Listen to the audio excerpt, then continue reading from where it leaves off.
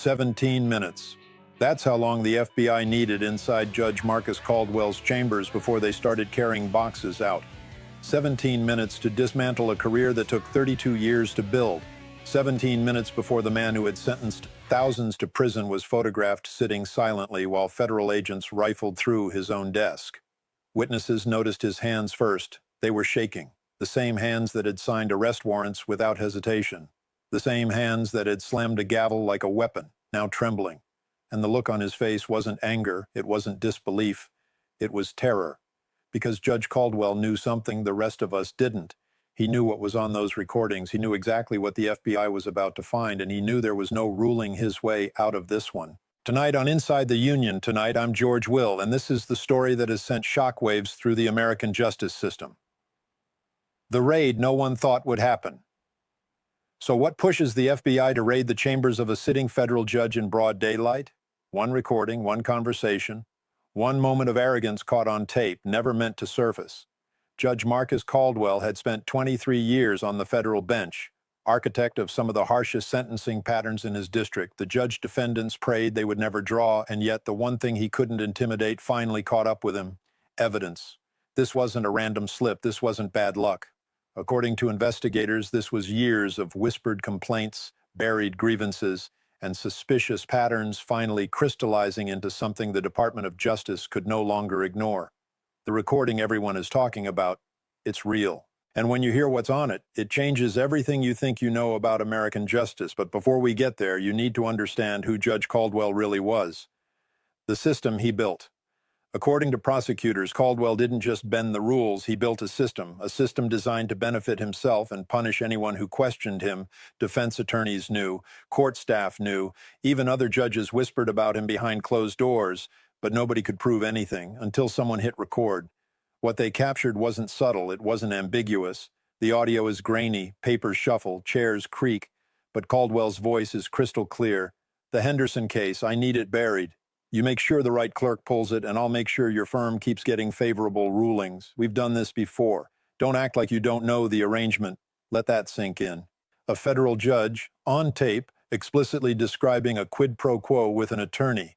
Case manipulation, routine, casual, and then it gets worse. The other voice, allegedly a prominent defense attorney, asks, "What about the defendant? He's looking at 15 years. Caldwell responds, "Then he should have hired you instead. Not my problem." Henderson goes away. Your client walks. Everybody wins. Except Henderson. And then, laughter. Two men laughing about destroying someone's life. 15 years reduced to a punchline. When the audio leaked. The recording first reached a local investigative reporter, then federal authorities. The response was immediate. Within 72 hours, the FBI had a warrant. Within 96 hours, they were inside Caldwell's chambers. The footage from that day is surreal. Agents in windbreakers walking through marble hallways built to project authority and permanence. Court staff frozen in doorways. Judges emerging from chambers, faces pale. One courthouse employee later said, "It was dead silent. Nobody knew what to do." He was untouchable for so long, and suddenly the FBI was everywhere. But here's what no one expected. The recording wasn't about just one case. The lists. As agents searched Caldwell's chambers, they weren't just looking for Henderson-related files. They were looking for proof of a system, years of manipulated rulings, buried cases, favorable treatment for attorneys willing to play along. They seized 3 computers, dozens of files, and personal notebooks locked inside Caldwell's desk. A former clerk later revealed something that sent chills through the legal community.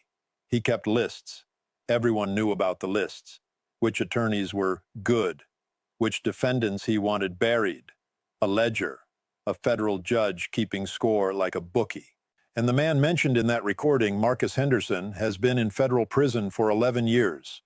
11 years, for a case prosecutors now believe may have been rigged from the start. The floodgates open. Since the raid, 17 defendants have filed motions claiming their cases were compromised, 17 people still sitting in prison. Legal experts say that number could grow into the hundreds, because if this system existed for years, then every single case Caldwell touched is now suspect. Every ruling, every sentence, every life, all under a microscope. If this is opening your eyes, you're watching Inside the Union Tonight. Stay with me. because this story only gets darker. The pushback. Not everyone believes this narrative. Caldwell's defenders call it a hit job, a politically motivated attack on a tough-on-crime judge who made powerful enemies. His attorney released a statement within hours. Judge Caldwell has served this nation with distinction for over 2 decades. This investigation is based on a recording of unknown origin, potentially doctored and likely obtained illegally. We are confident he will be fully vindicated. That's a serious claim. And some legal observers raised concerns. One former federal judge said, "The speed of this raid is unusual. Either the evidence is overwhelming or someone wanted headlines." Social media split instantly. Half cheering accountability, half questioning motives. Why now? Why a 2-year-old recording? Who made it? And why stay anonymous? Federal judges make enemies. Fabricated evidence happens. So which is it? A corrupt judge finally exposed?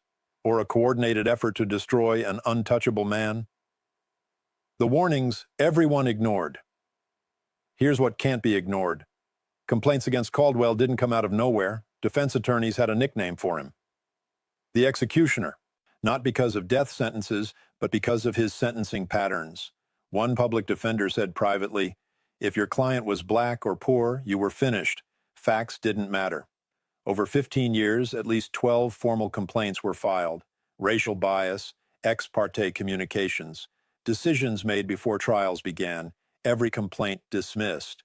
One attorney recalled being warned, "Drop it, or your career in this district is over."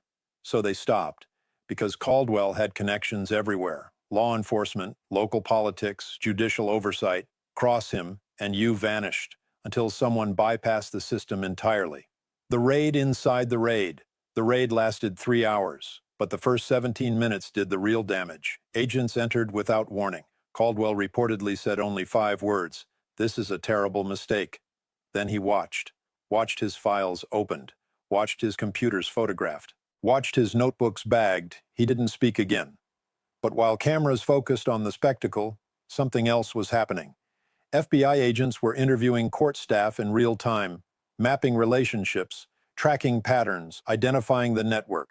Additional warrants were prepared that same day. This wasn't a fishing expedition. This was phase 1. Why DOJ moved fast, one former federal prosecutor explained it bluntly. You don't raid a sitting federal judge unless you're absolutely certain. Translation: the recording didn't start this case, it confirmed one they were already building, and now legal professionals are whispering something terrifying. This could unravel an entire district, hundreds of compromised cases, appeals lasting decades, a nightmare for the justice system. The damage spreads. Legal aid organizations are preparing for an unprecedented wave of appeals. Courts are already overwhelmed, and people who may have been wrongfully convicted are still behind bars, waiting. If you believe in due process, this should terrify you. Not because Caldwell may be guilty, but because the system failed for decades before this. This isn't about one judge, it's about oversight that doesn't work. Caldwell makes it worse. 48 hours after the raid, Caldwell released a personal video. Huge mistake. He didn't address the recording, didn't explain Henderson, didn't deny specifics. Instead, he attacked. "I have dedicated my life to justice, and this is my reward, to be ambushed by political operatives." The backlash was brutal. Families of incarcerated defendants posted their own videos, stories of minor offenses, harsh sentences, racial bias. Suddenly, the allegations felt very real. The network cracks the attorney heard on the recording, silent. Law firm, no comment. Social media, scrubbed. Sources say subpoenas are coming. A defense fund for Caldwell raised over $400,000 in 3 days. 2 realities forming. And investigators keep finding more. Phone records subpoenaed, clerks questioned, judges lawyering up. Caldwell was the entry point, not the end. What comes next? Caldwell is now on administrative leave. A grand jury has heard from at least 6 witnesses. Marcus Henderson has filed an emergency motion for review. An unmarked federal vehicle was spotted outside the attorney's home. He left town that night. Sources say there may be multiple recordings. And the whistleblower? Under federal protection. Something big is coming. This may become the largest judicial corruption case in American history. Judge Marcus Caldwell may be the first domino. He won't be the last. This is Inside the Union Tonight. I'm George Will, and when the next indictment drops, you'll hear it here first.